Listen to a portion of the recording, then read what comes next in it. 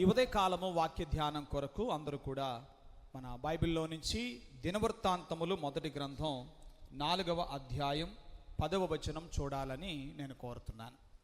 ఎబ్బేజు ఇశ్రాయేలీయుల దేవుని గురించి మొర్రపెట్టి, నీవు నన్ను నిశ్చయముగా ఆశీర్వదించి నా సరిహద్దును విశాలపరిచి నీ చెయ్యి నాకు తోడుగా ఉండ దయచేసి నాకు కీడు రాకుండా దానిలో నుండి నన్ను తప్పించుము అని ప్రార్థింపగా, దేవుడు అతడు మనవి చేసిన దానిని అతనికి దయచేసును అని అంటున్నాడు.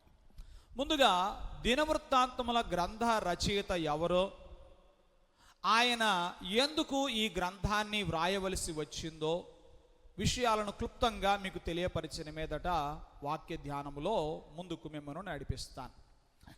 ఓకే, అందరూ గమనించండి. దినవృత్తాంతముల మొదటి గ్రంథం 4వ అధ్యాయం 10వ వాక్యం. ఈ వచనం మీద మీరు దృష్టి నిలపాలని కోరుతున్నాను. ఈ రచయిత ఈ మాటలను ఎందుకు పొందుపరిచాడు? దినవృత్తాంతముల గ్రంథాన్ని వ్రాయటంలో గల ఉద్దేశం ఏంటి? మీరు అనొచ్చు, పాస్టర్ గారు దేవుడే బైబిల్ గ్రంథకర్త అంటారు కదా.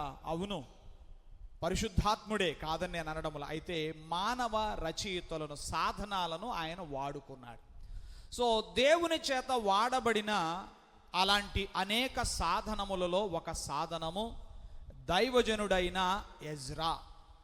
దైవజనుడైన ఎజ్రా, ఆయన గురించి బైబిల్లో ఇలా ఉంది, ఆయన శాస్త్రి అని.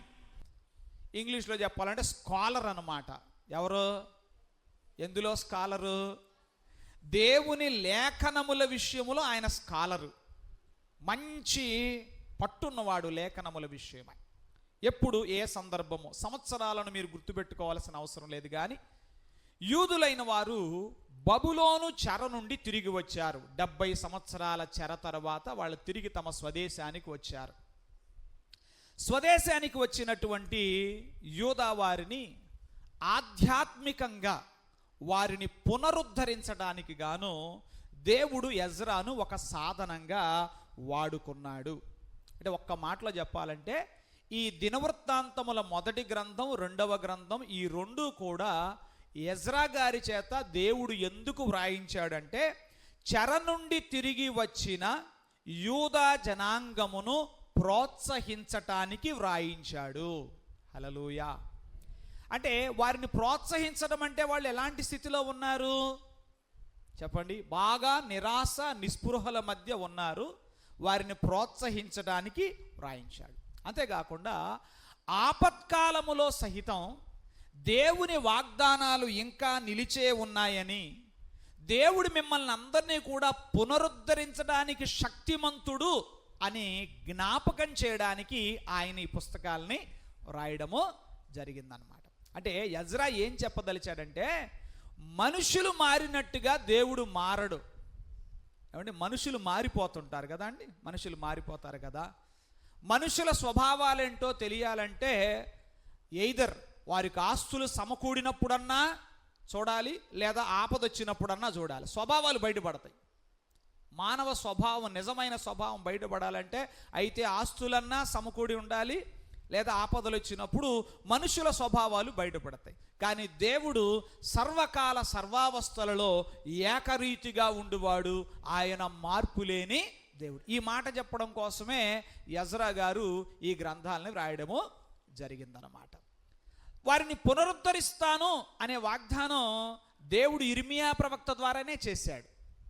ఏ ప్రవక్త అయితే మీరు చెరలోనికి వెళతారు అని ప్రవచించాడో, అదే ప్రవక్త నోట చెర నుండి మీరు తిరిగి రప్పించబడతారు. రప్పించబడటం మాత్రమే కాకుండా మరలా మీరు ఒక జనాంగముగా కట్టబడతారని కూడా ఆయన చెప్పాడు. ఆ విషయాలు లేఖనములో నుంచి మనం చూద్దాం. ఇర్మియా గ్రంథం 31వ అధ్యాయం 24వ వచనం చదువుదాం. అందరూ కూడా బైబిల్ తీసి అలాగే స్క్రీన్ మీద, ఒకవేళ మీకు అర్థం కాకపోతే, 31వ అధ్యాయం 24వ వచనం. అలసియున్న వారి ఆశను తృప్తిపరచుదును, కృషించిన వారినందరినీ నింపుదును. ఇది దేవుని వాగ్దానం అండి.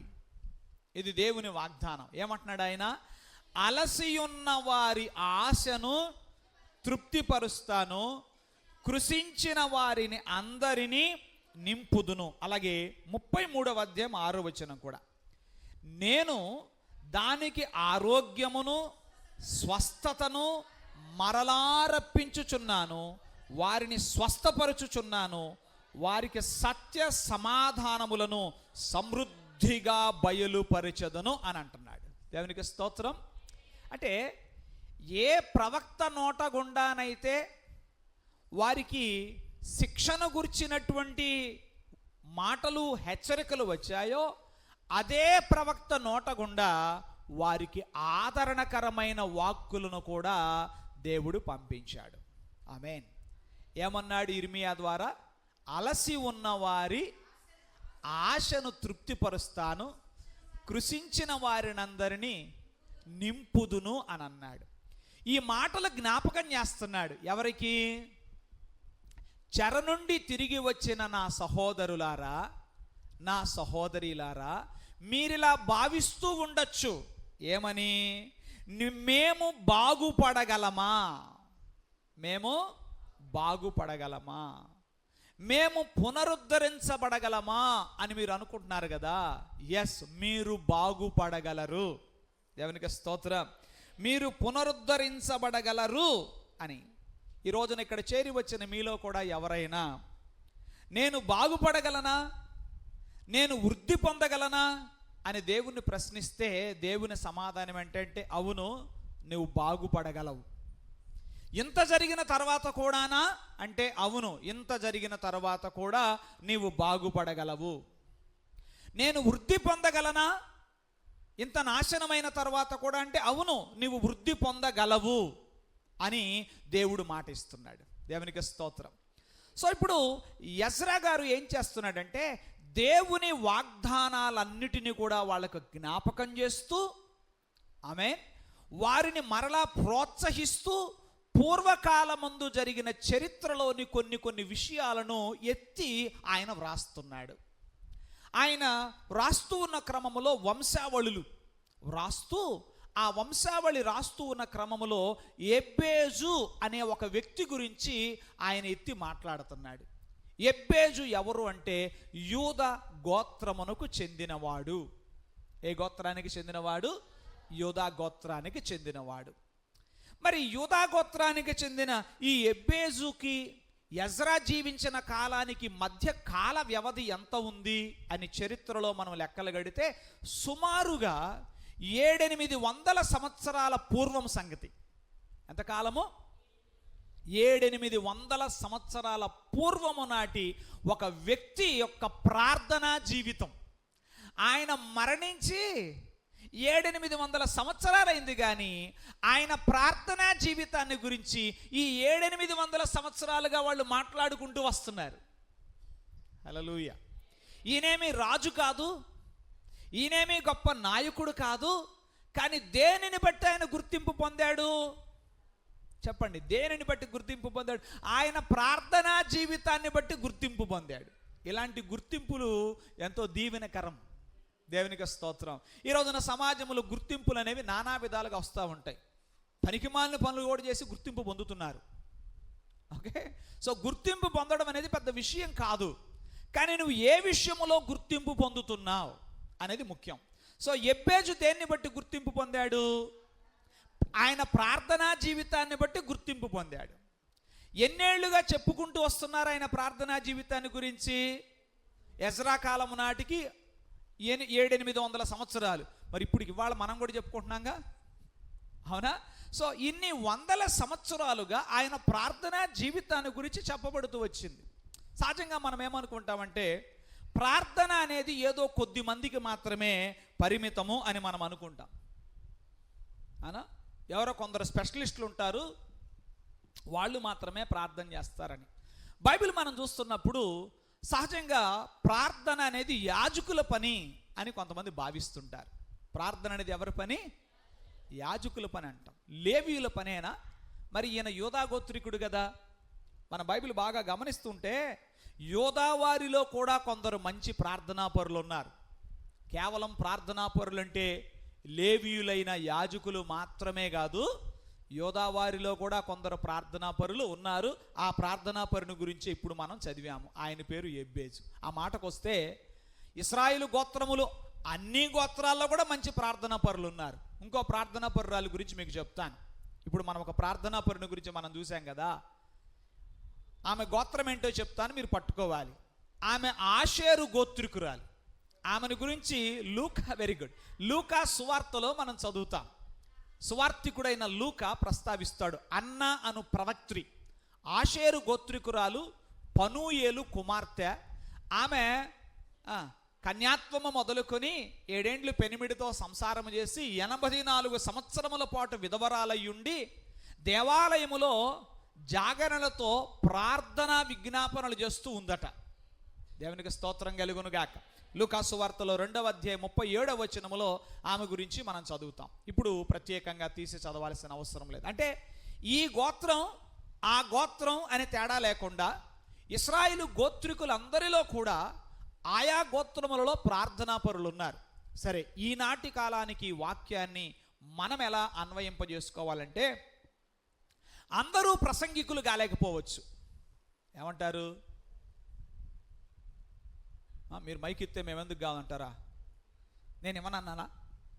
అయ్యా నేను వాక్యం చెబుతాను, నాకు మైక్ ఇవ్వండి అంటే ఏమన్నానా? చెప్పరు. అసలు అడిగారా? చూద్దాం మరి, మొదలెట్టండి. అందరూ ప్రసంగికులు కాలేకపోవచ్చు. ఒకవేళ ఉండాలి అని ఉన్నా, నేను కూడా చెప్తాను గంటనన్నా కాలేకపోవచ్చు. అది మనకి అర్థమవుతుంది. అందరూ గాయకులు కాలేకపోవచ్చు. చాలామందికి పాట పాడదామని ఉంటుంది.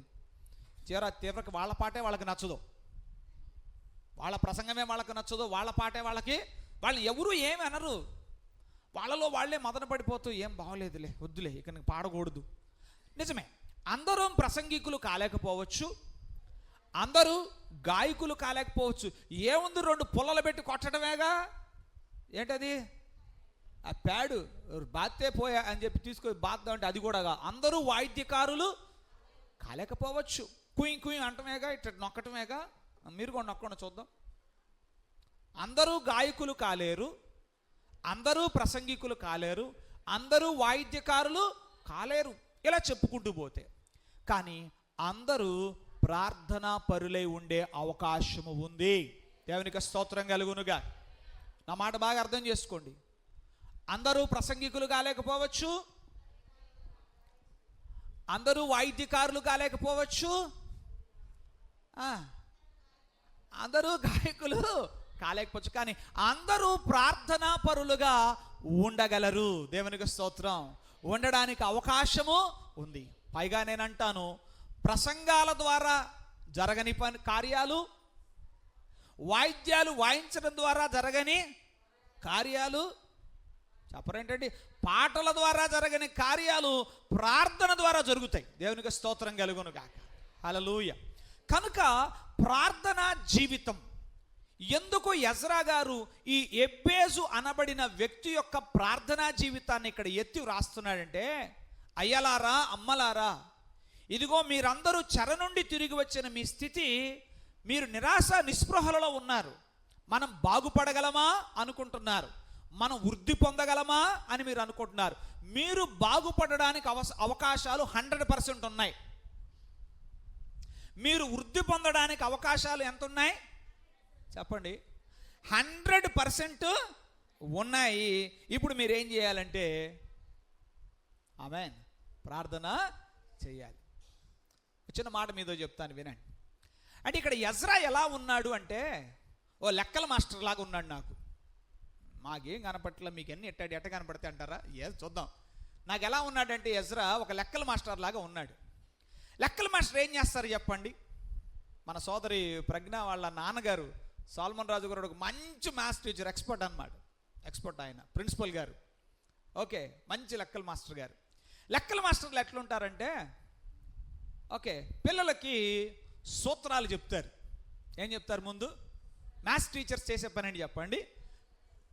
They teach the formulae principles teach చేస్తారు. సూత్రం చెప్తారు, 1-2 మాదిరి లెక్కలు చేసి, అంటే ఆ సూత్రాన్ని ఎలా అన్వయింపజేయాలో చెప్తారు. సూత్రం చెప్తారు, సూత్రాన్ని చెప్పండి సమస్యకు ఎలా అన్వయింపజేయాలి, అంతే కదండి. ఇంగ్లీష్లో ప్రాబ్లమ్స్ అంటారండి. మాకు చిన్నప్పుడు అన్ని లెక్కలని ఇంగ్లీష్ మీడియం చదువుతారు. ప్రాబ్లమ్స్ ఏంటి చెప్పండి? మ్యాథ్స్ వాళ్ళు ఏమంటారు? ప్రాబ్లమ్స్ ఏంటి చెప్పండి? ప్రాబ్లమ్స్ అంటే సూత్రాన్ని, ప్రిన్సిపుల్ని ప్రాబ్లంకి ఎట్లా అప్లై చేయాలి, అప్లై చేసి ఎట్లాగా రిజల్ట్ని రాబట్టాలి, సమస్యకు పరిష్కారం, సొల్యూషన్ అంటాం. ఏమంటాం చెప్పండి? కాసేపు అందరూ మ్యాథ్స్ క్లాస్లో ఉన్నాం అనుకోండి, అందరూ కాసేపు మ్యాథ్స్ క్లాస్లో ఉన్నాం అనుకోండి. ఇక్కడ ఒక లెక్కల మాస్టర్ ఉన్నాడు, నేను అంత ఎక్స్పర్ట్ కాదు, యావరేజ్. ఓకే, ఒక లెక్కల మాస్టర్ గారు ఉన్నారు ఇక్కడ, మంచి ఎక్స్పర్ట్. ఆయన ఏం చేస్తాడు? ఎంత గొప్ప లెక్కల మాస్టర్ అయినా సూత్రాన్ని సమస్యకు ఎలా అన్వయింపజేయాలి, అన్వయింపజేసి ఎలా దానికి పరిష్కారాన్ని రాబట్టాలి, how to apply this principle or formula to that problem and how to get the solution. ఇది మ్యాథ్స్ క్లాసులో జరిగేది. అలా చేసే క్రమంలో 2, 3, 4 ఆ పీరియడ్, గంట అయితే ఒక 2-3 లెక్కలు, 2 గంటలు అయితే ఇంకొక 10 లెక్కలు చెప్పిన తర్వాత ఆయన ఏం చేస్తారంటే ఒక అభ్యాసాన్ని ఇస్తారు, వాళ్ళకి ప్రాక్టీస్ కొరకు అప్పగిస్తారు. అంటే ఈ విద్యార్థి ఏం చేయాలి?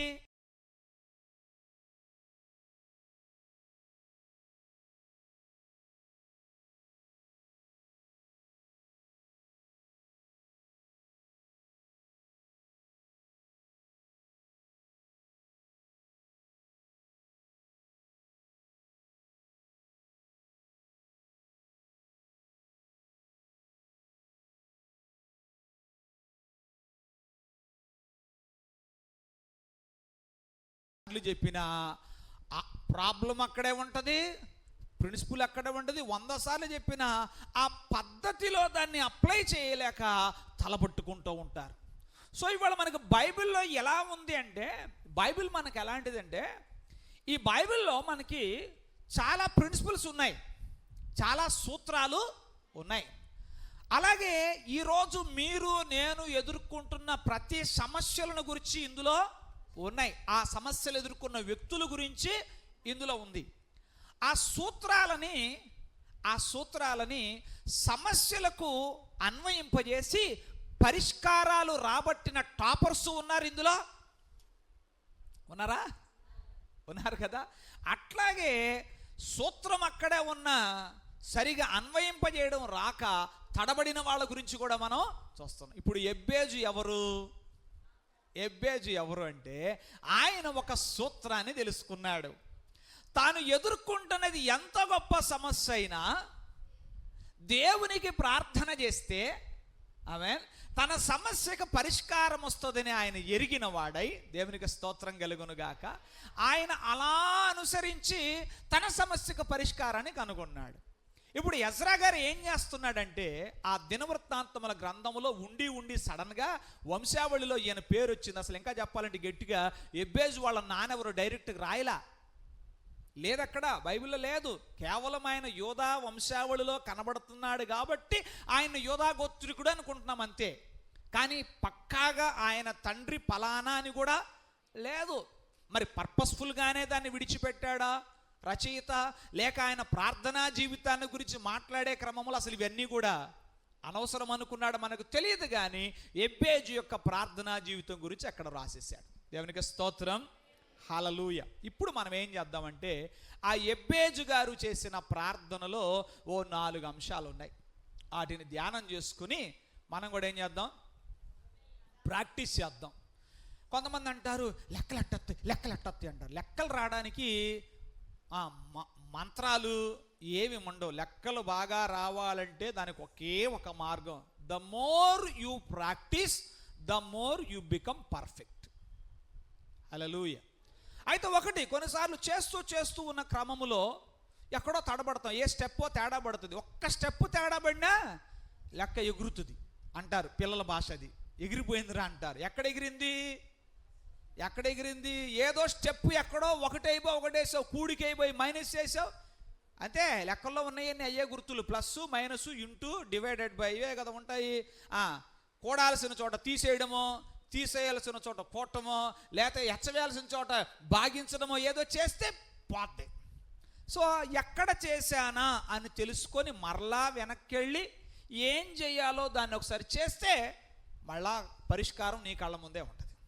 సో మీరు గమనించండి, మీ జీవిత సమస్యలకు పరిష్కారాలు లేని సమస్యలు మీకున్నాయని ఎవరు భ్రమించరాదు. దేవుని జనాంగమా, దేవుని పిల్లలారా, నా సహోదరులారా, సహోదరులారా, మీ అందరికీ ప్రభునామముని మాట చెప్తున్నాను. ఈ రోజున మీరు ఎదుర్కొంటున్న ఎంతటి గొప్ప సమస్యకైనా పరిష్కారము లేదని ఎవరు భావించరాదు. దానికి పరిష్కారము కలదు. నీవు వృద్ధి పొందగలవు, నీవు బాగుపడగలవు, నీకు మంచి రోజులున్నాయి. దేవునికి స్తోత్రం, హల్లెలూయా. మిమ్మల్ని ఊహల్లోకి తీసుకెళ్ళట్లేదు నేను, దేవుని నామం పేరట మీకు ఒక శుభవచనం చెప్తున్నాను. ఇర్మియానే చెప్పాడు, ఇదిగో అలసి ఉన్న వారిని ఆయన ఆశను ఏం చేస్తాడు, తృప్తిపరచాడు. కృషించిన వారిని ఆయన నింపుతాడు. ఇర్మియాతో ఏమన్నాడో తెలుసా? ఇర్మియా, నీవు నాకు మొరపెట్టు, నీవు గ్రహింపలేని గూఢమైన సంగతులు నీకు తెలియపరుస్తున్నాడు. ఏమిటంట ఆయన గ్రహింపలేని గూఢమైన సంగతి అంటే, బూడిదైన తర్వాత. ఏమైన తర్వాత? మీరు చాలాసార్లు వినుంటారుగా, కొంతమంది ఈ డైలాగు కింగులు అండి వాళ్ళు, డైలాగు క్వీన్లు వాళ్ళు, అసలు భలే కొడుతుంటారు. ఇంకేముంది నా బూడిదే అంటారు. మాట్లాడరేంటి? బాగా కోపం వచ్చింది అనుకోండి, వాళ్ళ మీద వాళ్ళకే చెప్పరేంటండి, వాళ్ళ మీద వాళ్ళకే బాగా కోపం వచ్చింది అనుకోండి, ఏం తిట్టుకుంటారు తెలుసా? నా బూడిద, ఇంకేముంది ఇక్కడ అంటారు. అయితే దేవుడు మాట్లాడుతున్నాడు, నువ్వు ఆయన మాట వింటా, నీవు గ్రహింపలేని గూఢమైన సంగతి ఇది. నేను ఇందాక చదివిన వాక్యం 33 అధ్యాయంలో ఉందే. నీవు గ్రహింపలేని గూఢమైన సంగతి. ఏమిటి నువ్వు గ్రహింపలేని గూఢమైన సంగతి అంటే, బూడిదతో కూడా బిల్డింగ్ను కట్టచ్చు. హల్లెలూయా, హల్లెలూయా. మరైతే ఫ్లై యాష్ బ్రిక్స్ అంట. ఏం బ్రిక్స్ అయ్యి కట్టట్లేదా? అయితే ఒకటి, బూడిదని తీసుకొచ్చి కట్టడం కుదరదు. ఆ బూడిదని ఏదో చెయ్యాలి, దానికి ఒక ప్రక్రియ ఉంది, దానికి ఒక ప్రాసెస్ ఉంది. ఆ ప్రకారంగా చేసి బిల్డింగ్ కట్టచ్చు. హల్లెలూయా. ఒకవేళ మీలో ఎవరైనా ఇంకేముంది నా బూడిద అని మీరు అనుకుంటుంటే, పదే పదే అంటున్నాను, బాధపడబాకండి. మీరు అనే మాటలే చెబుతున్నా, నా నోటితో చెప్పేసరికి మీకు ఇబ్బందిగా ఉంది, అంతే తేడా. మీరైతే అనొచ్చు, నేను మాత్రం అనకూడదు, అదే ప్రాబ్లం. మరి కొన్నిసార్లు అనుకుంటా, ఇంకేముందండి నా జీవితంలో, ఏముంది అంటే, ఇర్మియా లుక్ అన్టు మీ, నా వైపు చూడు, లిసన్ టు మీ కేర్ఫుల్లీ, జాగ్రత్తగా విను, నీవు నాకు మొరపెట్టు, నేను నీకు ఉత్తరం ఇస్తాను, నీవు గ్రహింపలేని గూఢమైన సంగతులు నేను నీకు తెలియపరుస్తాను. ఏమిటి ఆ గ్రహింపలేని గూఢమైన సంగతి అంటే, బూడిదైపోయిన యెరూషలేం మరలా కట్టబడుతుంది. హల్లెలూయా. బహు శోభాయమానంగా కట్టబడుతుంది. బూడిదైపోయిన యెరూషలేం మరలా వృద్ధి చెందుతుంది అని. ఇప్పుడు దినవృత్తాంతముల రచయిత అయిన ఎజ్రా తిరిగి వచ్చిన యూదా జనాంగముతో మాట్లాడుతున్నాడు. అయ్యలారా, దేవుడు మనకిచ్చిన వాగ్దానాలు గొప్పవి. ఇదిగో మన పూర్వీకులలో కొందరు ప్రార్థనా పరులు ఉన్నారు. ఆ ప్రార్థనా పరులైన వారు తమ ప్రార్థనా జీవితాన్ని బట్టి తమ జీవితంలో గొప్ప మార్పులు చూశారు. మనం కూడా అలా చేద్దాం అంటూ పిలుపునివ్వటమే ఎజ్రా యొక్క తాత్పర్యము. అందుకే ఈ 2 గ్రంథాలను ఆయన పొందుపరచడం జరిగింది. దేవునికి స్తోత్రం కలుగునుగాక. హల్లెలూయా. సరే, మంచిది, వెనుకకొద్దాం. ఎబ్బేజు యొక్క ప్రార్థనా జీవితం 4 విషయాలు ఉన్నాయి అన్నాను కదా. అందులో మొదటి మాట ఆయన అన్నాడు, నన్ను నిశ్చయముగా, నీవు నన్ను నిశ్చయముగా ఆశీర్వదించాలి అని అన్నాడు.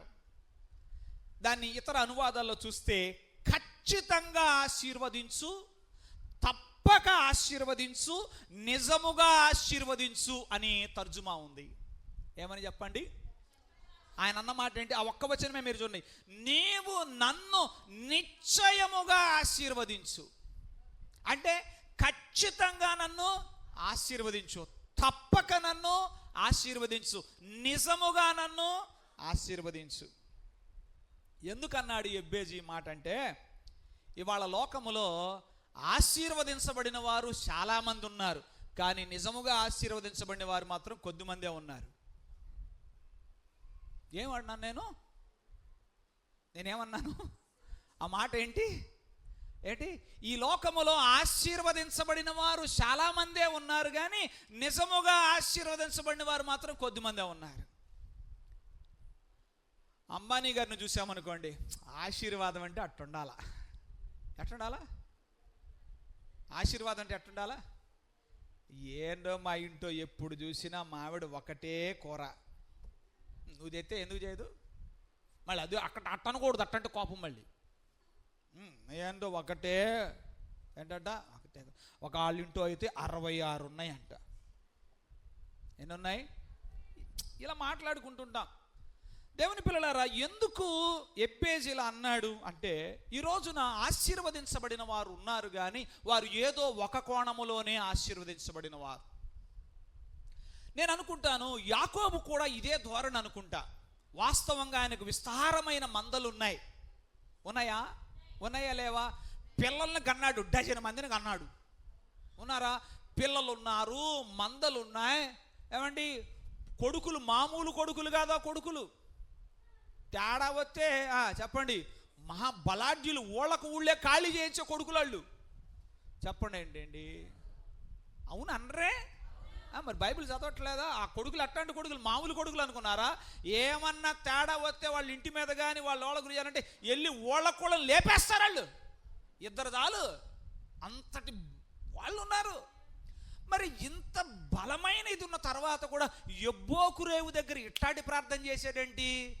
నీవు నన్ను ఆశీర్వదించితేనే గాని నేను నిన్ను పోనీయనని అన్నాడు. అంటే ఆయనకు అర్థమైంది, లోకస్తులందరూ అనుకుంటున్నారు నేను ఆశీర్వదించబడినోనని, నాది నాకు తెలుసుగా నేనేమాత్రం ఆశీర్వదించబడ్డానో. ఇవాళ కొంతమంది అనుకుంటారు, వాళ్ళేమో ఊళ్ళో వాళ్ళందరూ దృష్టిలో ఆశీర్వదించబడినవారు అంతేనే కదా. కొంతమంది నుంచి ఏమనుకుంటా, వాళ్ళకేంటండి మహారాజులు, అమ్మ మరేం అనుకున్నావు ఎప్పుడైనా వారి గురించి అన్న? పొద్దున్న లేస్తే మనకు కనపడేది మహారాజులు మహారాణులే, మనం తప్ప అందరూ మహారాజులే. అది మన ఫీలింగ్. కానీ వాళ్ళ దగ్గరికి వెళ్తే అర్థమవుద్ది వాళ్ళు మహారాజులు కాదని, వాళ్ళు మహారాణులు కాదని. మనం ఏమనుకుంటామంటే వాళ్ళు దీవించబడిన వాళ్ళు. మరి నీ సంగతి ఏంటంటే నేను తప్ప అందరూ తెచ్చిబడిన వాళ్ళు. మరి యాకోబు ప్రార్థన చేస్తున్నాడు, నీవు నన్ను ఆశీర్వదించితేనే కానీ నేను నిన్ను పోనీయనన్నాడు. అంటే యాకోబుకి ఏమర్థమయ్యిందంటే, నేను అన్ని విషయములలో ఆశీర్వదించబడలేదు అనేది అర్థమైంది. సో ఇప్పుడు ఎబ్బేజు ప్రార్థన చేస్తున్నాడు, నీవు నిశ్చయముగా నన్ను ఆశీర్వదించంటున్నాడు. దారుణమైన సంగతి ఏంటో చెప్పనా? ఇవాళ కొన్నిసార్లు ఆశీర్వాదాలు కూడా శాపాలుగా మారతాయి. ఏమన్నాను నేను? ఆశీర్వాదాలు కూడా శాపాలుగా మారతాయి. ఆ డబ్బే లేకపోతే అసలు ఈ గొడవలు ఉండే కాదుగా. ఆ 4 సెంట్లు స్థలమే లేకపోతే అసలు ఇది గొడవ ఉండేది కాదు. గొడవ లేని పని అసలు. అది ఉండబట్టే తేడా వచ్చింది ఇవాళ. ఆ సెంటు భూమి ఉండటం వల్లే తెప్పులు వచ్చినాయి. అదే ఆ సెంటు లేకపోతే హ్యాపీగా ఉండేది అసలు. కొన్నిసార్లు ఆశీర్వాదాలు కూడా ఏమవుతాయి? శాపాలు అవుతాయి. బిడ్డలు లేకపోతే ఓ గొడవ, ఉంటే గొడవ. ఎందుకు అవుతాయి? ఆశీర్వాదాలు శాపాలు ఎందుకు అవుతాయి? అదేంటో మరి. మన చేతి దగ్గరకు వచ్చేపాటికి అట్లా తయారవుతాయి. ఏందో మరి. బంగారం భూమిలో ఉన్నంతకాలం బాగా విలువగానే ఉంటుంది, మన మెడలోకి వస్తేనే దాని విలువ తగ్గుద్ది. అర్థమైందా? సరే, ఇట్లా వద్దాం, వెనక్కి వద్దాం, మిమ్మల్ని కొంచెం ఆలోచింపజేద్దామని ఇలాంటి మాటలు చెప్తున్నాను. ఒకసారి ఆలోచన చేయండి, ఎందుకు ఒక ఆశీర్వాదం శాపం అవుద్దో చెప్పనా? దేవుడు నిన్ను ఆశీర్వదించినప్పుడు నీవు దాన్ని విగ్రహంగా చేసుకుంటే అది నీకు శాపం అవుద్ది. ఈ సూత్రం అందరికీ వర్తిస్తుంది. నిన్ను దేవుడు ఆశీర్వదించిన వేళ ఆ ఆశీర్వాదాన్ని నీవు ఒక విగ్రహంగా గనక చేసుకుంటే అది నీకు శాపం. ఆలోచన చేయండి దేవుని పిల్లలారా. కొంతమందికి లేక లేక లేక లేక పుడతారు పిల్లలు, ఇక విగ్రహం. ఎవరు విగ్రహం? కొంతమందికి తమ పిల్లలే విగ్రహం, కొంతమందికి తమ ఉద్యోగాలే విగ్రహం, కొంతమందికి వారి వ్యాపారాలే విగ్రహం, కొంతమందికి వారి చదువే ఒక విగ్రహం. ప్రియ దేవుని పిల్లలారా, మిమ్మల్ని అందరినీ ప్రేమతో బ్రతిమలాడుతూ ఉదయకాలి మాట చెప్తున్నాను. దేవుడు నిన్ను ఆశీర్వదించిన వేళ ఆయనను ఆరాధించడం మానివేసి దేవుడు నీకు ఇచ్చిన ఆశీర్వాదాన్ని ఆరాధించడం, దాన్ని విగ్రహంగా చేసుకుంటే అది నీకు ఇక మీదట ఆశీర్వాదముగా ఉండబోదు, అది నీకు శాపముగా మారుతుంది. అలా మారకూడదు అనంటే ఆరాధన దేవునికి మాత్రమే చెందేలా చూసుకో. దేవునికి ఇవ్వవలసిన ప్రథమ స్థానము ఆయనకు మాత్రమే ఇవ్వు. నీ వ్యాపారం ఒక విగ్రహంగా మారకూడదు, నీ ఉద్యోగం ఒక విగ్రహంగా మారకూడదు, నీ పిల్లలు నీకు ఒక విగ్రహంగా మారకూడదు, నీ వస్తువులు నీకు ఒక విగ్రహంగా మారకూడదు. అవి విగ్రహంగా మారిన మరుక్షణం అది నీకు శాపమే. బైబిల్ ఉన్నమాటని చెప్తున్నాను. దేవుడు ఆశీర్వదిస్తాడు, కానీ ఆశీర్వాదాలను కూడా శాపాలుగా మార్చుకునే టాలెంట్ మనుషులకే ఉంది. ఏం చెప్పండి, ఏంటండి? ఆశీర్వాదాన్ని కూడా శాపంగా మార్చుకునే టాలెంట్ ఎవరికి ఉంది? దానికే ఉంది. ఒక మోస్తరు పని ఉందండి, వ్యాపారం ఒక రకంగా సాగుతుంది. రాత్రి 9 దాటితే ఒక మనిషి రాట్లా, దీంచో షట్రా, హ్యాపీగా పోతావు, భోజనం చేస్తావు, నిద్రపోతావు, చల్లగా ఉంటావు, బాగుంటుంది బండి. వ్యాపారాన్ని దేవుడు ఆశీర్వదిస్తాడు. ఇక నువ్వేం చేస్తావు? వ్యాపారం వ్యాపారం ఏదైనా సాగేటప్పుడే 4 రాళ్ళు ఏం చేయాలి? వెనకేసుకోవాలి. శాపమైపోతుంది. నిద్రాహారాలు మానతావు, ఉద్యోగాలంటూ పరుగులు పెడతావు, వ్యాపారాలంటూ పరుగులు పెడతావు, బిడ్డల కోసం అహర్నిశలు ఏం చేస్తావు? నువ్వు నిద్రపోవు, బిడ్డకు దోమ కొట్టకూడదు. నువ్వు దోమ కొట్టకుండా పెరిగావా? దోమ కొట్టగా చచ్చిపోతారా? రాత్రి నిద్ర మానేసి విగ్రహం. ఎవరి విగ్రహం? పిల్లలొక విగ్రహం. జాగ్రత్త. దేవుడు నీకు ఇచ్చిన ఆశీర్వాదాన్ని గనక నువ్వు ఆరాధించడం మొదలు పెడితే, దేవుణ్ణి ఆరాధించడం మానేసి నీకు ఇవ్వబడిన ఆశీర్వాదాన్ని నువ్వు ఆరాధించడం మొదలు పెడితే అది నీకు ఎలా ఉండదు? అది నీకు శాపమవుది. యాకోబా సంగతి తెలుసుకున్నాడు. యాకోబా సంగతి తెలుసుకున్నాడు. ఏదో పొరపాటు జరిగింది అని ఆయన మనసు సెన్స్ అయింది. అందుకని ఏమంటున్నాడంటే, నీవు నన్ను ఆశీర్వదిస్తే. దేవుని పిల్లలారా, ఇది ఎంత సత్యమో ఇంకో మాట చెప్తాను వినండి. శాపాలుగా ఉన్న అనేక విషయాలు మనకు ఆశీర్వాదాలుగా కూడా మారతాయి. కొంతమంది అనుకుంటారు, ఈ పేదరికం నాకు ఒక శాపం అంటాం, కానీ శాపం కాదు, అది ఆశీర్వాదం. పేదరికం ఎట్లా ఆశీర్వాదం అండి? పేదరికం ఎలా ఆశీర్వాదం అవుతుందంటే, ఆ పేదరికంలో నువ్వు దేవునితో ఉన్న సహవాసం, ఆ కన్నీటి ప్రార్థన అనుభవాలు నువ్వు ఐశ్వర్యం పొందినప్పుడు ఉండవు. కొన్నిసార్లు శాపాలు కూడా ఆశీర్వాదాలుగా మారతాయి నిజంగా. హల్లెలూయా, హల్లెలూయా. దేవుని పిల్లలారా, అలా చెప్తాను. యూదులకు బబులోను చెర వాళ్ళకి అది శాపం అనుకున్నారు, కానీ ఆశీర్వాదమైంది. ఎట్లాగో నేను చెప్తాను. అంతకుముందు వాళ్ళు దేవాలయములో మాత్రమే ఆరాధన చేసేవాళ్ళు, అక్కడే మాత్రమే. ఆ తర్వాత బబులోను చెరలో పుట్టుకొచ్చాయి సమాజ మందిరాలు. ఏమొచ్చినాయి? సమాజ మందిరాలు. దేవుని పిల్లలు గమనించండి, అది వారికి ఒక ఆశీర్వాదం.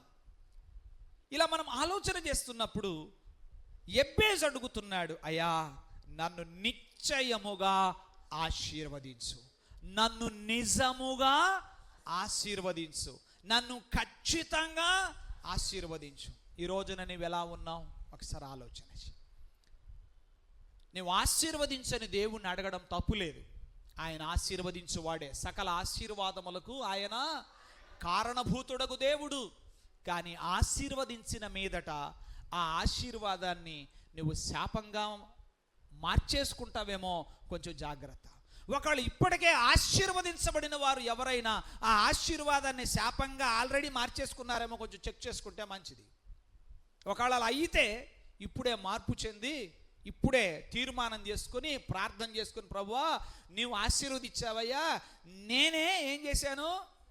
దాన్ని ఒక శాపంలాగా తయారు చేసుకున్నాను. నిన్ను ఆరాధించడం మానేసి, ప్రార్థన చేయడం మానేసి, వాక్యం చదవడం మానేసి ఏం చేశాను ప్రభువా, నాకు ఇప్పుడు శాపమైంది, ఆ డబ్బే లేకుండా ఉంటే బాగుండేది అని మనం అనకముందే ఒకసారి ఎబేజు వలె ప్రార్థన చేస్తే మంచిది. దేవునికి స్తోత్రం కలుగునుగా. హల్లెలూయా. రెండవ విషయాన్ని మనం చూద్దాం. సరిహద్దులు విశాలపరచమని కోరాడు. ఏం కోరాడు చెప్పండి? నా సరిహద్దును విశాలపరచు. బైబిల్ పండితులు దీని మీద పరిశోధన చేసి ఈ మాటను బట్టి, ఏ మాటను బట్టి? సరిహద్దును విశాలపరుచుము అన్న మాటను బట్టి ఆయన యెహోషువ తరువాతి కాలము లేదా న్యాయాధిపతుల కాలమునకు చెందినవాడు అని డిసైడ్ చేశారు. ఏ మాటను బట్టి? నేను కూడా ఒక బైబిల్ పరిశోధకుడుగా దాన్ని అవును అని చెప్పడానికి ఇష్టపడుతున్నాను. హల్లెలూయా. బైబిల్ పండితుల అభిప్రాయాలు తీసుకున్నాను. వ్యక్తిగతంగా నేను పరిశోధన చేస్తున్నప్పుడు నాకు కూడా అది వాస్తవము అని తోచింది. నా సరిహద్దును విశాలపరచుమన్నాడు. ఎందుకు అనంటే మనం ఆలోచన చేస్తే యెహోషువ కాలములో, ఎవరి కాలములో? యెహోషువ కాలములో ఇశ్రాయేలు వారు కనాను ప్రాంతాన్ని, పాలస్తీనా ప్రాంతాన్ని స్వాస్థ్యముగా పొందటము జరిగింది. యెహోషువ గ్రంథములో మనం చూస్తే యెహోషువ ఆధ్వర్యములో ఆయన కొన్ని యుద్ధాలు జరిగించాడు. అమోరీల మీద, కనానీయుల మీద, ఇలా పలుమంది మీద యుద్ధాలు జరిగించి కొన్ని ప్రాంతాలు ఆయన ఏం చేశాడు? స్వాధీనపరిచాడు. స్వాధీనపరిచిన మీదట యెహోషువ గ్రంథం 13వ అధ్యాయంలో దేవుడు యెహోషువకు ఒక ఆజ్ఞ ఇచ్చాడు. ఏంటి ఆజ్ఞ ఇచ్చాడంటే, యెహోషువ, నువ్వు ఇన్ని యుద్ధాలు చేసిన తర్వాత, ఇన్ని ప్రాంతాలు జయించిన తర్వాత కూడా ఇంకా జయించాల్సిన భూభాగం చాలా ఉంది. కాబట్టి నువ్వేం చేస్తావు? నీకేమో వయసు అయిపోతుంది, నువ్వు ముసలాడు అయిపోతున్నావు. కాబట్టి ఒక పని చేయి, ఇశ్రాయేలు గోత్రముల వాళ్ళందరినీ వాళ్ళని పిలిచి 12 మందికి కూడా, ఒక్క లేవీలను మినహాయించి మిగతా 11 మందికి కూడా నీవు చీట్లు వేసి ఏం చేయి? పంచు, భూభాగాన్ని పంచిపెట్టు. ఎవరి చీటీ మేరకు వాళ్ళకు వచ్చినప్పుడు ఆయా భూభాగములను వాళ్ళు ఏం చేయాలి? స్వాధీనపరుచుకోవాలి. ఏం చేయాలి? నేను ఇచ్చాను వాళ్ళకి సూత్రం. ఇందాక చెప్పాను, మోడల్ చెప్పాను. మీకు ఏం చెప్పాను? లెక్కల మాస్టర్ ఏం చేస్తాడు? చెప్పాలి. లెక్కల మాస్టర్ ఏం చేస్తాడు? సూత్రం చెప్తాడు. సూత్రాన్ని సమస్యకు ఎలా అప్లై చేయాలో చెప్తారు. ఓకేనా? దానికి పరిష్కారాన్ని ఎలా రాబట్టాలో చూపిస్తాడు. సో ఇప్పుడు యెహోషువ ఒక లెక్కల మాస్టర్ అనుకోండి. ఎవరో మ్యాథ్స్ ప్రొఫెసర్. కాసేపు అలా ఊహిద్దాం. ఎవరిని? అదేంటంటే కొత్తగా చెప్తున్నారు వాక్యం. ఎవరైనా ఇప్పుడు దాకా మేము విన్నయన్నీ మిలిటరీ కమాండర్ అన్నారు, నాయకుడు అన్నారు, ప్రార్థనాపరుడు అని, వాళ్ళ మీరు లెక్కలు, ఏ తప్పేముంది అనుకుందాం. యెహోషువ చూపించాడు ఓ ప్రాంతాన్ని మనం ఎట్లా స్వతంత్రించుకోవాలి, ఎట్లా జయించాలి. ఆయన మోడల్ చూపించాడు. చీట్లేసి ప్రాక్టీస్ చేయమన్నాడు. ఎవరిని? అన్ని గోత్రాల వాళ్ళని, రూబేనీయులను చెప్పండి, అందరిని, గాదీయులను, మనష్షేయులను, బెన్యామీను, యూదా, జెబులూను, ఇస్సాకారు, ఆషేరు, అందరు గోత్రాల వాళ్ళని ఏం చేయమన్నాడు? షిమ్యోను గోత్రం అందరినీ కూడా మీరు స్వాధీనం చేసుకోండి అన్నాడు. స్వాధీనం చేసుకోమంటే వీళ్ళు గనక ఎలా ఉన్నారు చెప్పండి?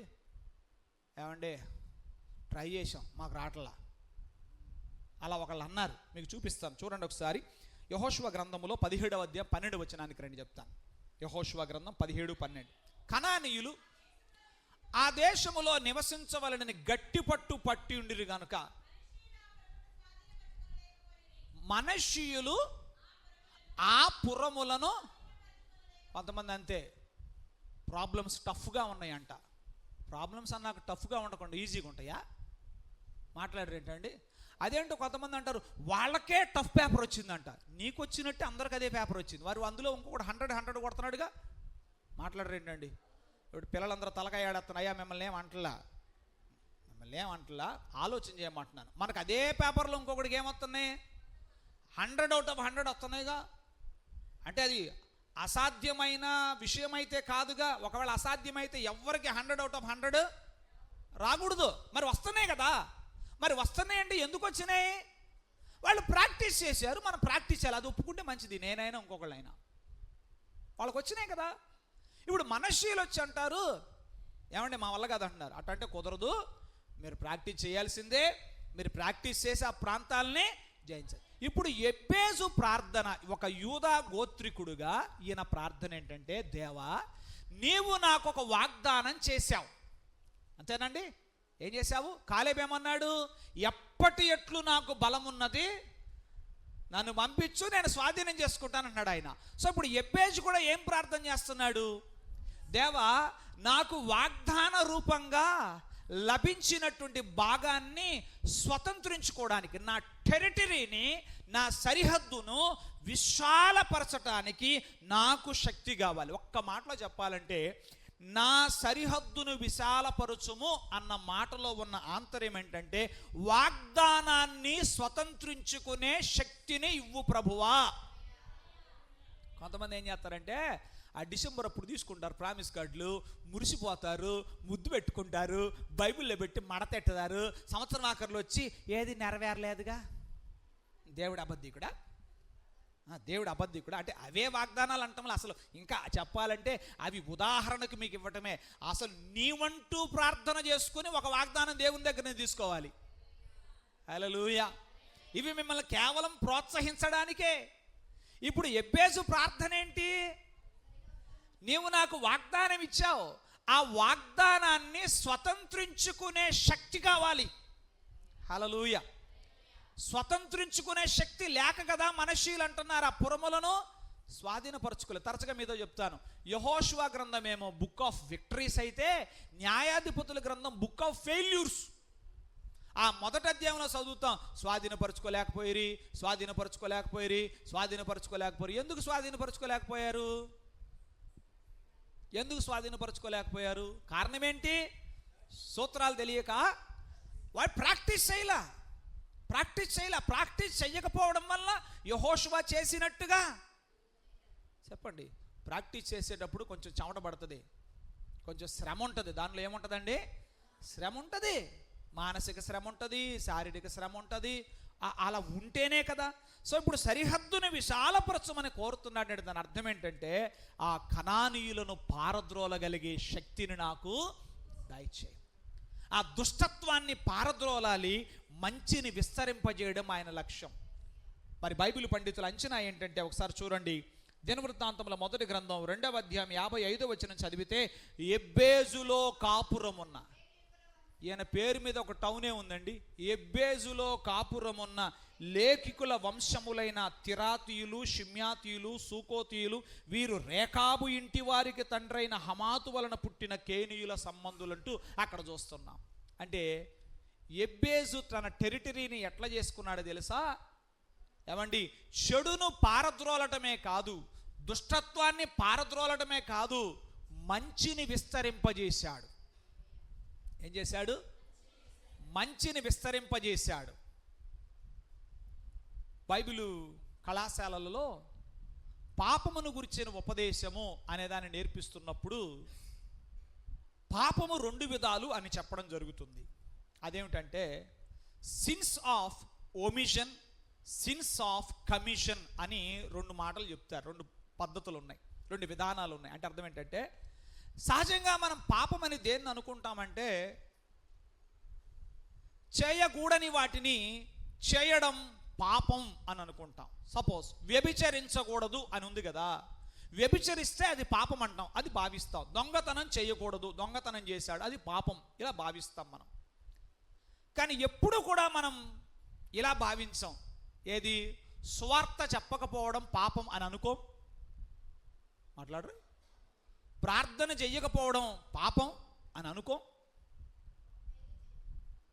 మేలు చెయ్యకపోవడం పాపమని అనుకో. అంతేనా? వాటిని ఏమంటారంటే సిన్స్ ఆఫ్ ఒమిషన్ అంటాం. ఒమిషన్ అంటే ఏంటంటే, చెయ్యవలసిన వాటిని చెయ్యకుండా విడిచిపెట్టుట. ఒమిట్ అంటే ఏంటి? కక్కివేయుట, వదిలిపెట్టుట. అంటే చెయ్యాల్సిన దాన్ని నువ్వు చెయ్యకుండా విడిచిపెట్టడం కూడా పాపమే. ఇప్పుడు అర్థమైందా ఈ లెక్కలో అందరూ పాపులేనని? కొన్నిసార్లు ఎడుతాను, నేనేం చేశాను, నేనేం పాపం చేశానేంటి నాయన? నువ్వేం పాపం చేసేదేంటి? నువ్వు చేయవలసినది ఏదో చెయ్యకుండా విడిచిపెట్టావు. మేలైనది చెయ్యనెరిగి ఉండి అలాగూ చెయ్యని వానికి పాపం. సమూయేలు ఆ కోణములో నుంచే మాట్లాడతాడు, మీ నిమిత్తము నేను ప్రార్థన చేయకపోవటం వలన నేను పాపము చేసిన వాడనగుదును. మనం ఏం భావిస్తాం? నేనేం వ్యభిచారం చేయలేదండి, నేనేం దొంగతనం చేయలేదండి, ఎవరు కొంప కోల్చలేదండి, నేనేం బావని నీతిమంతుడు అండి. నీతిమంతుడా నీవు రా చూద్దాం, బైబిల్ వాక్యం దగ్గరకు వద్దాం. నువ్వు చేయవలసిన దాన్ని చేస్తున్నావా? సో ఎబ్బేజు ఏమంటున్నాడు? నా సరిహద్దును విశాలపరచు. విశాలపరిస్తే ఏం చేస్తాడినా? ఎట్లా? శక్తి కోరుతున్నాడు. దేనికి శక్తి కావాలి? ప్రభువా, ఈ దుష్టత్వాన్ని పారద్రోలాలి, మంచిని విస్తరింపజేయాలి. దేవునికి స్తోత్రం కలుగునుగాక. నా సరిహద్దును విశాలపరచమంటున్నాడంటే వాగ్దానాన్ని స్వతంత్రించుకునే శక్తినిమ్మని అడుగుతున్నాడు. మనష్షీయులకు వాగ్దానం ఇవ్వబడింది, ఎఫ్రాయిమీలకు వాగ్దానము ఇవ్వబడింది. కానీ వాళ్ళు చాలామంది వారికి ఇవ్వబడిన స్వాస్థ్యమును వాళ్ళు, ఒకసారి తీయండి న్యాయాధిపతుల గ్రంథం తీస్తే మీకు 1-2 మాటలు చదివితే అర్థమవుతుంది. ఒకసారి న్యాయాధిపతుల గ్రంథము మీరు తీయండి, అక్కడ లిస్ట్ ఉంటుందండి. వారు స్వాధీనపరచుకొనలేదు అని ఉంటుంది. 1వ అధ్యాయం 27వ వచనం చదువుదాం. మనష్షీయులు బేత్షయానును దాని పల్లెలను, తైనాకును దాని పల్లెలను, దోరు నివాసులను దోరు పల్లెలను, ఇబ్లయామును దాని పల్లెలను, మెగిద్దో నివాసులను మెగిద్దో పల్లెలను స్వాధీనపరుచుకొనలేదు. ఎందుకు స్వాధీనపరచుకోలేదు? సోమరులయ్యారు. ఎందుకు స్వాధీనపరచుకోలేదు వీళ్ళు? దేవుడు వాగ్దానం ఇచ్చాడు కదా, నేను మీకు తోడుగా. యెహోషువ కూడా ఏమన్నాడు? వాళ్ళు కంప్లైంట్ ఇస్తున్నారు. ఏమని కంప్లైంట్ ఇస్తున్నారు? వాళ్ళకి ఇనప రథాలు ఉన్నాయి అంటున్నారు. ఏం రథాలు ఉన్నాయంట? ఆ మాట విన్న తర్వాత ఆయన జాలి కలుగుద్దేమో. అదేంటోనండి, లెక్కల మాస్టర్లకి కనికరం తక్కువ. స్టీఫెన్ నీకు తెలుసు అనుకుంటా. లెక్కల మాస్టర్లకి ఏం తక్కువ?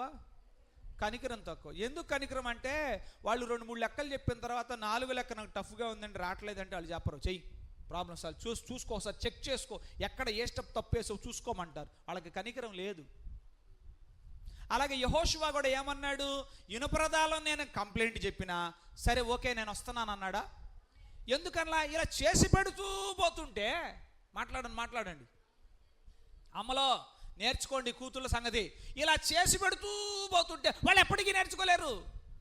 అయ్యలు కూడా నేర్చుకోవాలి, నేను కూడా నేర్చుకోవాలి, మనం కూడా నేర్చుకోవాలి. ఏంటి? పిల్లలకి చేసి పెడుతూ పోతున్నాం అనుకోండి, వాళ్ళు ఎప్పటికీ నేర్చుకోలేరు. కనుక తల్లిదండ్రులైన వారు కాస్తంత కఠినాత్ములై ఉండవలనని ప్రభువు నామమున మనవి చేయుచున్నాను. ఆ మాట మొదట నాకు కూడా చెప్పుకొనుచున్నాను. కొన్ని విషయములలో మనం అలా ఉండకపోతే మన పిల్లలకు కీడు చేసిన వారం అవుతామని దేవుని వాక్యమే చెప్పింది. యెహోషువ ఏమన్నాడు తెలుసా? చదవండి ఒకసారి 17వ అధ్యాయం తీయండి, చెప్తాను. చదవండి అమ్మా. అప్పుడు యెహోషువ, అసలు వీళ్ళు రావడానికి ఇంకో లింక్ ఉందండి. కారణం ఎందుకంటే యెహోషువ కూడా వాళ్ళ గోత్రమే. ఏ గోత్రం? మనోడే కదా అని వచ్చారు. ఎందుకంటే యెహోషువ ఎఫ్రాయిము గోత్రికుడు. కొంతమంది అంతే, మన కులమే, పాస్టర్ గారు కూడా మనోళ్ళే. షటప్, పప్పులు ఉడకో. వీళ్ళు వచ్చారు యెహోషువ దగ్గరికి ఏమని? మనోడే సహాయం చేస్తాడు. ఏమన్నాడు యెహోషువ? 17 చదవండి, ఇప్పుడు చదవండి, అర్థమవుద్ది. యోసేపు పుత్రులైన ఈయన కూడా యోసేపు పుత్రుడే, కానీ ఏమన్నాడు? కుదరదు. అదేగా చెప్పాను, లెక్కల మాస్టర్కి ఏముండదు. ఇవాళ ఏందో మరి స్టీఫెన్ ఎక్కువ జ్ఞాపకం చేసుకుంటున్నాను నేను. ఎంత తాతయ్య అయినా లెక్కల దగ్గర మాత్రం తాతయ్య కాదు. ఎవరు? స్టీఫెన్. నిజమేనా? మైకి నీకు ఇస్తే బాగుంటుందేమో, లేకపోతే తాతయ్యని ఒకసారి పిలిపించి మాట్లాడిస్తే బాగుంటుందేమో. ఎక్కడ తాతయ్య అయినా, బేకరీకి వెళ్ళినా తాతయ్యే, స్వీట్ షాప్కి వెళ్ళినా తాతయ్యే, జిమ్కి ఎక్కడికి వెళ్ళినా తాతయ్యే. కానీ లెక్కలు చెప్పే దగ్గర మాత్రం తాతయ్యలాగా ఉండడు. ఆ తాతయ్య అంతే. దేవునికి స్తోత్రం. యెహోషువ కూడా ఇంతే. ఎలా ఉన్నాడు యెహోషువ? చూడండి, ఎఫ్రాయిమీలు మనష్షీయులను చూచి, మీరు ఒక విస్తార జనం, మీకు అధిక బలము కలదు, మీకు ఒక్క వంతు కాదు, ఆ కొండ మీదే అది అరణ్యం గనక మీరు దాన్ని నరకండి. అప్పుడు అది ఆ ప్రదేశం మీద అంటే చూడండి, కనానీయులకు ఇనుప రథములు ఉండినను, ఆ మాట నొక్కుతున్నాను, కనానీయులకు ఇనుప రథములు ఉండినను, వారు బలవంతులై ఉండినను, మీరు వారి దేశమును స్వాధీనపరుచుకొనగలరు. హల్లెలూయా. అంటే ఇప్పుడు ఎబ్బేజు ప్రార్థన సోమరోడికి మళ్ళీ చేయట్లా. హలో, సోమరోడికి మళ్ళీ ఆకాశం నుంచి పడయి అంటలా. మనం ప్రార్థన చేస్తాం, ప్రభువా ఓ 2 కోట్లు పడైన ఆయన, ఖర్చు పెట్టిన తర్వాత ఇంకో 2 కోట్లు పడైన ఆయన. నాకు ఒకసారి బాధ అనిపిస్తుంది. మన భారతదేశం స్వతంత్ర దేశం అనుకుంటాం, కానీ మనం నడిచే రోడ్లు కూడా మనం వేసుకోలేని దుస్థితిలో ఉన్నాం. ఇప్పుడు నేను ఎట్టాటి మాటలు మాట్లాడితే రాజకీయ నాయకులు కోపం వచ్చింది, రా నువ్వు వెయ్యి అంటారేమో నన్ను. నేను అందరం అంటున్నాను, నేను నన్ను కూడా కలుపుకుంటున్నా. మనం ఎట్టాంటి వాళ్ళని చెప్పండి?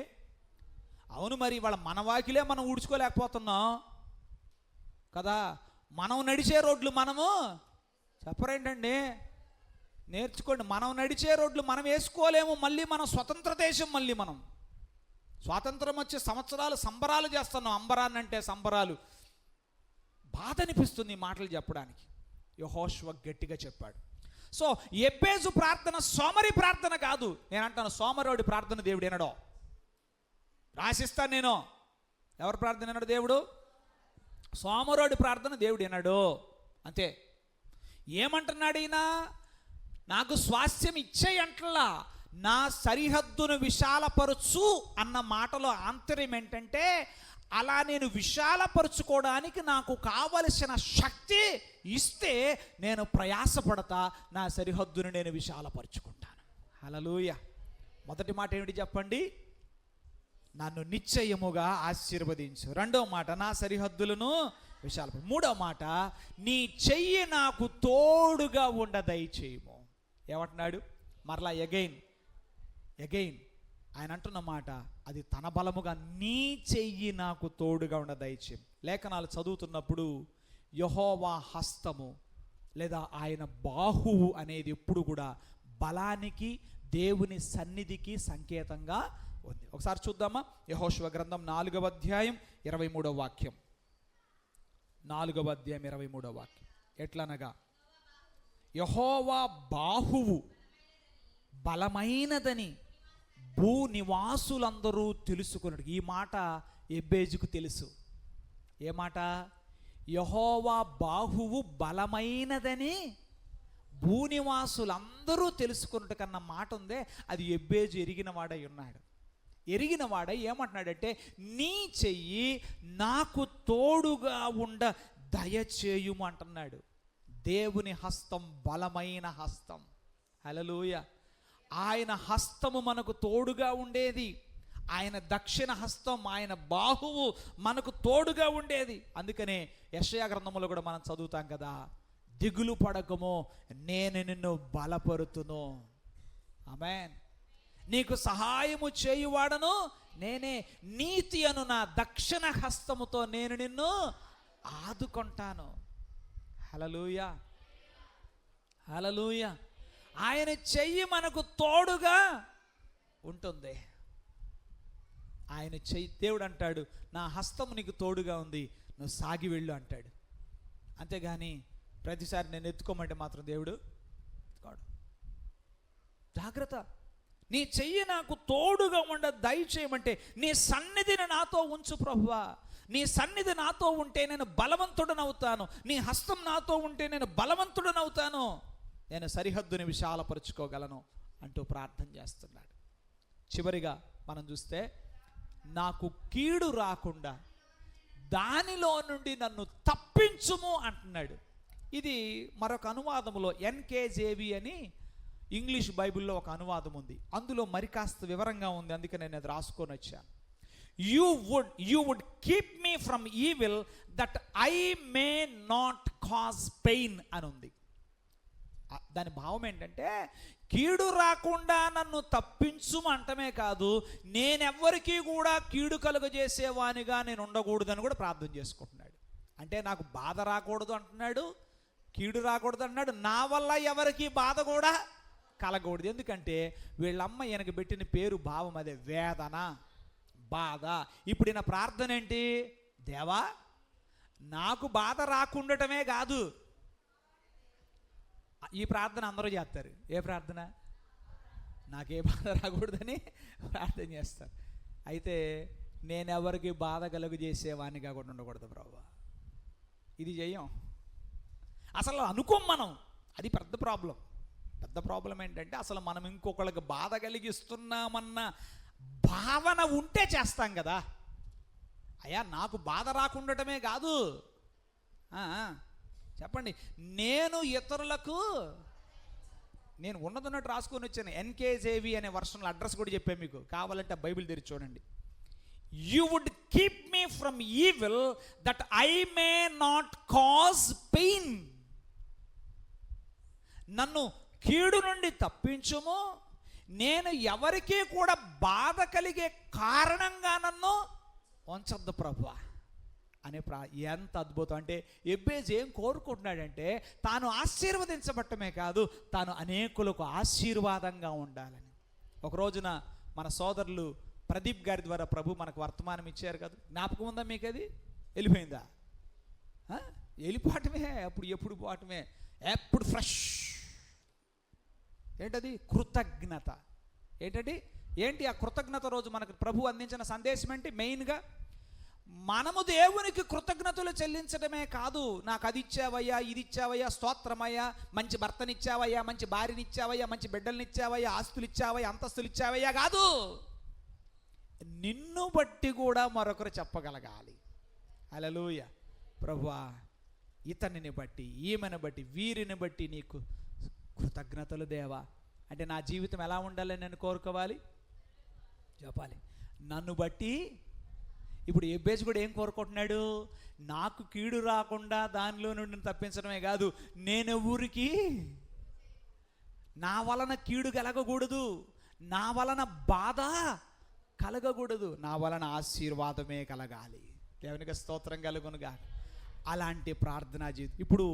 ఇప్పుడు ఎజ్రా ఈ ఎబ్బేజు గురించి ఎందుకు చెప్పాడంటే, ఇదిగో మనకు ఒక మంచి మాదిరి కనబడుతుంది. ఎబ్బేజు ప్రార్థన చేశాడు, అక్కడ ఉంది వెంటనే మాట ఏంటంటే, అతడు మనవి చేసిన దానిని యెహోవా అతనికి దయచేశాడు అనుంది కదా. ఆయనకు చేసిన దేవుడు మీకు చేస్తాడు, మనకి చేస్తాడు. అనుకోవద్దు చెర నుండి తిరిగి వచ్చారు, ఏముంది బూడిద అని అనుకోవద్దు, ఏముంది ఇక నాకు ఇక్కడ అని అనుకోవద్దు. అక్కడ నుంచి కూడా దేవుడు నిన్ను పునర్నిర్మించటానికి సమర్థుడు. అందుకని యెషయా ప్రవక్త ద్వారా, ప్రవక్తలు ఎవరైనా సందేశం ఆయింది కదండి. ఏ మైకైనా మాట అదేగా, ఈ మైకైనా అదే, ఈ మైక. మనం ఆయన చేతుల్లో కేవలం ప్రవక్తలు ఆయన చేతులు ఎలాంటి వాళ్ళు? ఇప్పుడు నేను ఉన్నానండి, మాట్లాడుతున్నాను, ఈ మైక్ తీసుకున్నా అదే సౌండ్, అదే వాయిస్ వస్తుంది. ఇదైనా అంతే, అంతేనంటారా? మాటలో మార్పు. యెషయా ద్వారా మాట్లాడినదే, ఇర్మియా ద్వారా మాట్లాడినదే, ఇదిగో ఇప్పుడు ఎజ్రా గారి ద్వారా మాట్లాడుతున్నా ఇంచుమించుగా అదే. ఏంటది? ఆయన పునరుద్ధరించుటకు శక్తిమంతుడు, బలవంతుడు. ధైర్యంగా ఉండు, ధైర్యం కోల్పోకు, సూత్రాన్ని తెలుసుకో, సమస్యకు అన్వయించు, పరిష్కారాన్ని రాబట్టు. ప్రాక్టీస్, అభ్యసించు. నిన్ను ఆశీర్వదించుటకు, పునరుద్ధరించుటకు ఆయన సమర్థుడని ఈ శాస్త్రి గారు చెప్తున్నారు. ఎవరు? ఎజ్రా. ఒకే ఒక్క వచనం, ఆ ఎబ్బేజు ప్రార్థనా జీవితం ఎంత అద్భుతం. అందులో ఇమిడి ఉన్న అంశాలు, విశేషాలు ఎంత ధన్యకరమో అవి మన జీవితాలకు మనము అన్వయించుకుందాము గాక. తలలు వంచండి, కన్నులు బండి, ప్రార్థన చేసుకుందాం. అందరూ కూడా పాస్టమ్మ గారు వేదిక మీదకి వస్తారు. వారు ప్రార్థన చేస్తుండగా అందరూ ప్రార్థనలో ఏకీభవించాలి. ప్రార్థన చేద్దాం. స్తోత్రమయ్యా. ప్రభువుని అడుగుదాం. ప్రభువా, నేను బాగుపడగలనా, నేను వృద్ధి పొందగలనా అనే ఆలోచనలు నాకు కూడా ఉన్నాయి దేవా. ఈరోజు నువ్వు మాట్లాడావు, ఎస్ అవును, నువ్వు బాగుపడగలవు అంటూ, నీవు వృద్ధి పొందగలవు అంటూ, నీకు క్షేమము కలదు అంటూ, నేను పునరుద్ధరించుటకు శక్తిమంతుడనంటూ సెలవిచ్చావు. ప్రభువా, కృపనిమ్ము దేవా. ఎబ్బేజు యొక్క ప్రార్థనా జీవితములో నుంచి మాకు నేర్పించిన నీ పాఠము కొరకు స్తోత్రం, ఉపదేశం కొరకు నీకు స్తోత్రం అంటూ మన జీవితాలకి వాక్యాన్ని అన్వయింపజేసుకుందాం. ఒక తీర్మానంతో బయలుదేరదాం. ఏమండి, ఈ రోజున దేవుడు యొక్క ఆయన ఉపదేశము మనలను ఒక తీర్మానములోనికి నడిపించాలి. ఆ తీర్మానము మనకొక రూపాంతర అనుభవాన్ని ఇవ్వాలి. ఉపదేశము రూపాంతర అనుభవం ఎప్పుడు మారుతుందంటే నీ ఒక తీర్మానములోనికి వస్తే. ఉపదేశము విన్నా నీలో తీర్మానం రాకపోతే నీకు రూపాంతర అనుభవం కలగదు. నీ పరిస్థితుల్లో ఏ మార్పు ఉండదు. నువ్వు ఎలా వచ్చావో అలానే వెళ్ళిపోతావు, అలానే జీవిస్తావు. కానీ దేవుని మందిరములో ఆయన ద్వారా మనకు అనుగ్రహించబడిన ఆ ఉపదేశమును బట్టి మనం ఒక తీర్మానములోనికి వచ్చి, ప్రభువా నేను ఇలా చేయడానికి ఒక తీర్మానం చేసుకుంటున్నాను అంటూ నువ్వు లోబడి అభ్యసించడం ఆరంభిస్తే నీ జీవితంలో నీ పరిస్థితులలో ఖచ్చితంగా ఒక మార్పు కలుగుతుంది. నిస్సందేహముగా ఆయన నమ్మదగిన దేవుడు, ఆపత్కాలమందు నమ్ముకొనదగిన సహాయకుడు, సర్వకాల సర్వావస్థలలో ఏకరీతిగా ఉన్న దేవుడు. ఆయన మాట సత్యం, ఆయన వాగ్దానాలు నమ్మదగినవి. వాగ్దానము చేసిన వాడు దానిని నెరవేర్చుటకు సమర్థుడు. కనాను దేశములో కొందరే ఎందుకు వారి వారి స్వాస్థ్యములను స్వతంత్రించుకోగలిగారు, మిగతా వారు ఎందుకు స్వతంత్రించుకోలేకపోయారు? కారణం ఏంటి అంటే యెహోషువ నడిచిన మార్గం. యెహోషువ ఆయా పట్టణములు ఆయా దేశములను ఆయన జయించిన విధానం, దేవుని శక్తిని ఆధారం చేసుకునే విధానం మాదిరిగా చేసుకుని నడుచుకున్న వారు స్వతంత్రించుకోగలిగారు, మిగతా వారు స్వతంత్రించుకోలేకపోయారు. కానీ ఎబ్బేజు అయితే తన సరిహద్దు విశాలపరుచుకోగలిగాడు. తాను మనవి చేసిన దాన్ని దేవుని వద్ద నుండి పొందుకోగలిగాడు. అనేకులకు ఆశీర్వాదంగా మారాడు.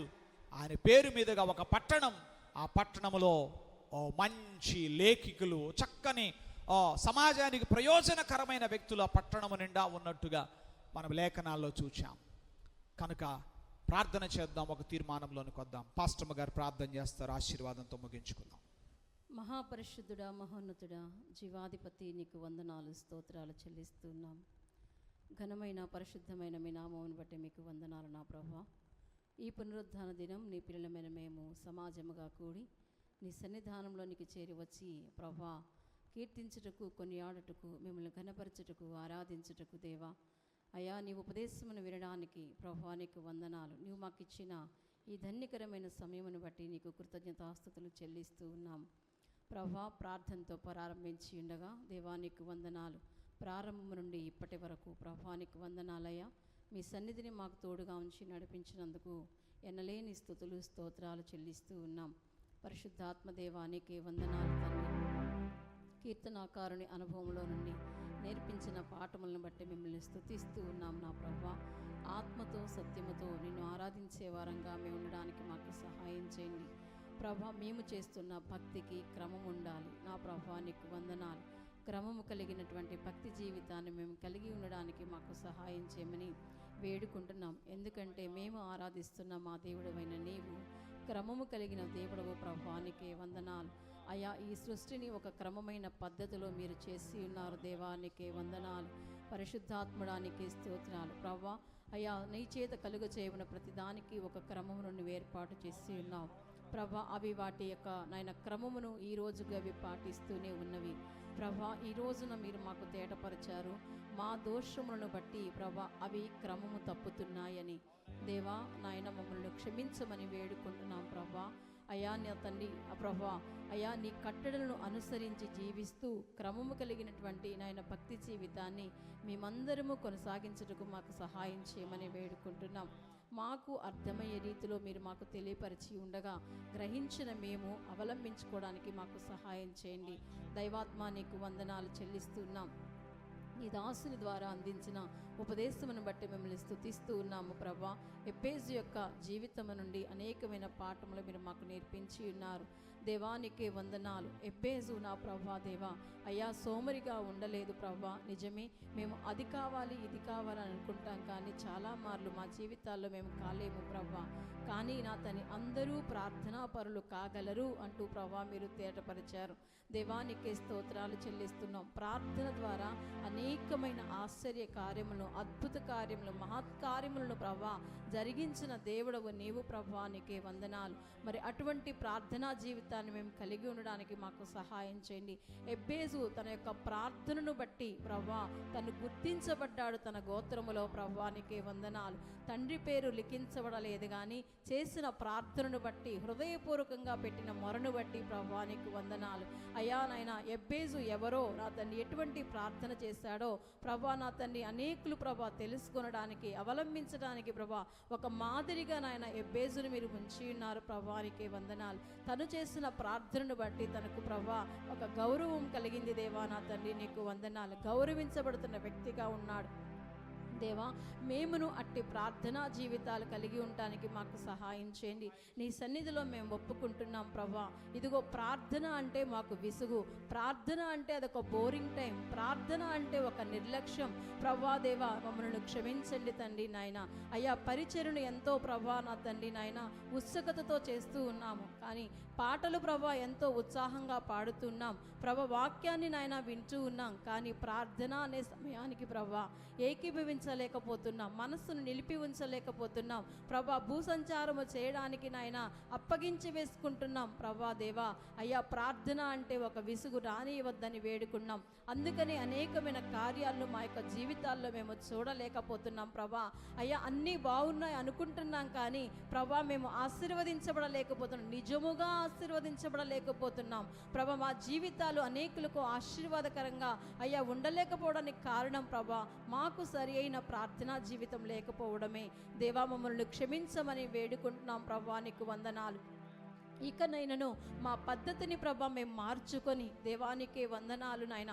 ప్రార్థన ఆలకించే దేవుడవైనా అయ్యా, కార్యమును సఫలము చేసే దేవుడవైనా నీ యొద్దకు ప్రభా దేవా అయ్యా నతని నాయన మేము వచ్చి మా హృదయాన్ని కుమ్మరించి నిజముగా మొరపెట్టేటువంటి ప్రార్థనా జీవితాలు మేము కలిగి ఉంటూ మాకు సహాయం చేయండి. యాకోబు ప్రభా ఆశీర్వాద కొరకు ప్రార్థించగా ఆశీర్వదించబడ్డాడు తండ్రి నాయన.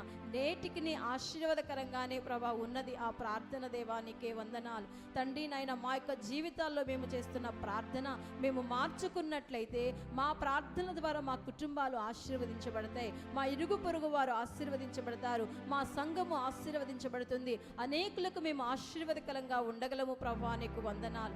ఇక నుండి అయినను ప్రభా అయ్యా మేము ప్రార్థించే వారంగా ఉండడానికి మాకు సహాయం చేయండి. చేయవలసిన పనిని మేము చేయకుండా ఉంటే దేవా నా తండ్రి మేము ఇతరులకు నా తండ్రి నాయన ఆశీర్వాదకరంగా మేము ఉండలేం. ఇతరులు మమ్మల్ని బట్టి నీకు కృతజ్ఞతలు చెల్లించేవారుగా మా బ్రతుకులు ఉండవు నా ప్రభా. ఎరిగి ఉన్న మేము గ్రహించి ప్రభా దేవనైనా అవలంబించుకోవడానికి మాకు సహాయం చేయండి. ఇదిగో మీరు మా ఎదుట పెట్టి ఉన్నారు ప్రభా ఒక మాదిరికరమైన జీవితాన్ని. చూసిన మేము, వినిన మేము, చదివిన మేము, తెలుసుకున్న మేము, గ్రహించిన మేము నా ప్రభా దేవా నా జీవితము కూడా అయ్యా ఇదిగో ఎబ్బేజు ప్రార్థించి ఏ రీతిగా ఆశీర్వాదంగా మారాడో మా జీవితాలు కూడా ఆ రీతిగా ఉండాలి అంటే నేను ప్రార్థన చెయ్యాలి అని ఒక నిశ్చయత కలిగి ఒక తీర్మానంతో ముందు కొనసాగడానికి మాకు సహాయం చేయమని వేడుకుంటున్నాం ప్రభా. ప్రార్థన ఎంత ప్రాముఖ్యమైనదో మాకు తెలుసు, ఎంత ప్రశస్తమైనదో మాకు తెలుసు, అయినప్పటికీ నిర్లక్ష్యము నా ప్రభా అయ్యా క్షమించమని వేడుకుంటున్నాను తండ్రి, నీకు వందనాలు. సరిహద్దులను విశాలపరచు అంటూ ప్రార్థించాడు, నీ చెయ్యి నాకు తోడుగా ఉంచు అని ప్రార్థించాడు. ఏ కీడు రాకుండా నా ద్వారా ఎవరికి నొప్పి కలగకుండా ఉండేట్లుగా చెయ్యి అంటూ ప్రార్థించాడు. ప్రతి ప్రార్థనను, ప్రతి నైనా అయ్యా విషయాన్ని నీవు ప్రభా లెక్కలోనికి తీసుకున్నావు దేవా, నీకే వందనాలు. దేవా అయ్యా నా తండ్రి నీ వినియున్నావు గనుకనే పరిశుద్ధాత్మడా మీరు వ్రాయించి ఉన్నారు దేవానికి స్తోత్రాలు. ఆత్మదేవుడా మాకు సహాయము చేయమని వేడుకుంటున్నాం ప్రభా. మా యొక్క ప్రార్థనా జీవితాలు కూడా ఆ రీతిగా ఉండడానికి మాకు అట్టి కృపను ప్రసాదించమని వేడుకుంటున్నాం. దైవాత్మ నీకు స్తుతులు చెల్లిస్తున్నాం ప్రభా. పరిచర్యలో సహకారం అందిస్తున్న బిడ్డలందరినీ దీవించండి. చేరి వచ్చిన ప్రతి ఒక్కరిని బట్టి మిమ్మల్ని స్తుతిస్తున్నాం. వినిన ప్రతి ఒక్కరిలో ప్రభా నీ వాక్యము నా తండ్రి అది నిలిచి మొలిచి ఫలించటకు సహాయం చేయమని వేడుకుంటున్నాం. క్రియలు ప్రభ మారినవిగా, స్వభావాలను మారినవిగా, పద్ధతులు మారినవిగా, క్రమము కలిగిన తండ్రి క్రమశిక్షణతో కూడిన భక్తి చేసేవారి వరుసలో నీ పిల్లలైన మమ్మల్ని అందరినీ కూడా ఉంచమని వేడుకుంటున్నాం ప్రభా. దైవాత్మా నీకు స్తోత్రాలు చెల్లిస్తున్నాం. సండే స్కూల్ పరిచయను మీరు దీవించండి, వృద్ధిపరచండి ప్రభా. నీకు వందనాలు. సహకరిస్తున్న నీ కుమార్తెలను నీకు ఆత్మజ్ఞానముతో నింపి వాడుకునండి ప్రభా. నీకే స్తోత్రాలు. బిడ్డలు హృదయపూర్వకంగా అర్పించిన స్వేచ్ఛార్పణలను, కానుకలను, దశమ భాగములు మీ లెక్కలోనికి చేర్చుకుని నూరంతల ప్రతిఫలమును దయచేయమని వేడుకుంటున్నాం దేవా. చేరి వచ్చిన వారిలో ఎంతమంది ప్రభా ఏ బాధతో ఉన్నారో, ఎట్టి సమస్యలలో ఉన్నారో నీవు ఎరిగి ఉన్నావు కనుక ప్రభా నీ బిడ్డలను మీరు జ్ఞాపకం చేసుకొని అయా వారి యొక్క జీవితాల్లో నీ కార్యమును జరిగించమని వేడుకుంటున్నాం ప్రభా.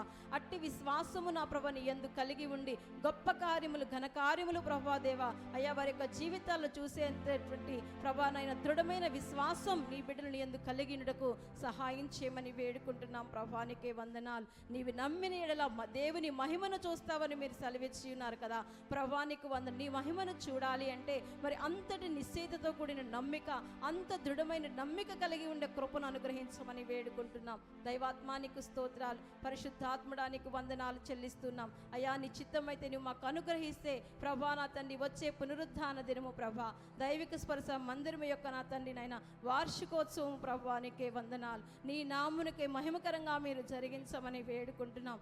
గడిచిన కాలం అంతా ప్రభా నీవు చేస్తున్న మేళ్ళు, మహోపకారములు సంఘములో ఎన్నెన్నో దేవానికే వందనాలు తండ్రి.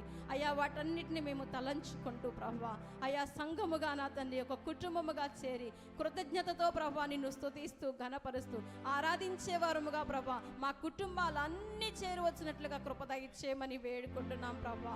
దేవానికే వందనాలు. ఇది కుటుంబంలో జరుగుతున్న వేడుక, ఇది ఒక కుటుంబంలో జరుగుతున్న గొప్ప కార్యము, మా కుటుంబంలో దేవుడు చేసిన అద్భుతము అని నా ప్రభా దైవిక స్పర్శ కుటుంబం అంతా కూడా తరలి రావడానికి సహాయం చేయమని వేడుకుంటున్నాం. నీ నామమునికే మహిమకరంగా మీరు జరిగించమని వేడుకుంటున్నాం ప్రభా. నీకు వందనాలు. దైవాత్మ నీకు స్తుతులు చెల్లిస్తున్నాం. గడిచిన వారంలో ప్రభా దేవ అయా నా తండ్రి నాయన ప్రభా కూడికలు ఏర్పాటు చేయబడి ఉండగా అయ్యా శ్రీనివాసుల యొక్క గృహములో ప్రభాదేవ, అమరేశ్వర గారి యొక్క గృహములో జరిగినటువంటి కూడికలు ప్రభా నీ నామమునకు మీరు మహిమకరంగా జరిగించి ఉన్నారు. అయ్యా వారి కుటుంబాల క్షేమం కొరకు చేసిన ప్రార్థన వారికి దీవెనకరంగా ఉన్నట్లుగా మలచమని వేడుకుంటున్నాం ప్రభా. నీకు వందనాలు. పరిశుద్ధాత్ముడానికి స్తుతులు చెల్లిస్తున్నాం. ఇంతవరకు నీ కృపాన్ని సన్నిధి మాకు తోడుగా ఉంచి నడిపించినందుకు నీకు వందనాలు. సంఘక్షేమం కొరకు ప్రార్థించుటకు ఈ రోజు వరకు నీ పిల్లలను మాకు అట్టి కృపను దయచేశారు. చేసిన ప్రార్థన సంఘము క్షేమావృద్ధి పొందినట్లుగా ఆయన హేతువుగా ఉన్నట్లుగా సహాయం చేయమని వేడుకుంటున్నాం దేవా. తగిన ప్రతిఫలమును దయచేయండి. రేపటి నుంచి పాలనిచ్చిన నీ బిడ్డలు మీరు బలపరచమని వేడుకున్న ఏ విధమైన అభ్యంతరాలు, ఆటంకాలు లేకుండా ప్రభానికే స్తోత్రం. ఏక మనసు ఏకాత్మతో అయ్యా నీ బిడ్డలు ప్రార్థించున్నట్లుగా బలపరచమని వేడుకుంటున్నాం తండ్రి. నీకు వందనాలు. ఇంతవరకు నీ కృపాన్ని సంధి మాకు తోడుగా ఉంచి నడిపించినందుకు నీకు కృతజ్ఞతలు. చేరి వచ్చిన బిడ్డలను బట్టి మిమ్మల్ని స్తుతిస్తున్నాం ప్రభా. రాలేకపోయినటువంటి బిడ్డలను జ్ఞాపకం చేసుకొని మరొక మారు నా తండ్రి నాయన ఈ సమయాన్ని వారు వినియోగించుకోవడానికి అవకాశం ప్రసాదించమని వేడుకుంటున్నాం ప్రభా. నీకు వందనాలు. ప్రసవించిన శ్రీలక్ష్మిని బట్టి ప్రభా, అమృతాన్ని బట్టి మిమ్మల్ని స్తుతిస్తున్నాం. తల్లి బిడ్డలకు క్షేమస్థితిని దయచేయమని వేడుకుంటున్నాం ప్రభా. దీవించండి, నీ కాపుదల భద్రతలో ఉంచమని వేడుకుంటాం ప్రభా. నీకు వందనాలు. బిడ్డలు తిరిగి గృహాలకు వెళుతుండగా మార్గమంతట్లో నీ కాపుదల భద్రత దయచేయండి. మరలా మేము సమాజంగా కూడిని ప్రస్తుతించే గడియ వరకు అయ్యా నీ దివ్యమైన సన్నిధిని నీ పిల్లలు మా అందరికి తోడుగా ఉంచి నడిపించమని ప్రార్థన చేస్తూ మా ప్రభును పరిరక్షకుడైన నజరేయుడు యేసు నామములో అడిగి వేడుకొనుచు ఉన్నాము తండ్రి. ఆమేన్. యేసు నామమునకు సంపూర్ణమైన విజయం కలుగును గాక. ఆమేన్. మన పరమ తండ్రి అయిన దేవుని ప్రేమయు, మన ప్రభువును రక్షకుడునైన యేసుక్రీస్తు వారి యొక్క దివ్యమైన కృపయు, పరిశుద్ధాత్మ దేవుని అన్యోన్య సహవాసం, సమాధానం, ఆదరణ, నడిపింపు చేరువచ్చిన మనందరికీ సర్వలోకముందు విస్తరించిన సకల పరిశుద్ధులకు సదాకాలము ఆయన రాకడవచ్చు పర్యంతము తోడై ఉండునుగాక. Amen, amen, amen, amen. అందరికీ వందనాలు.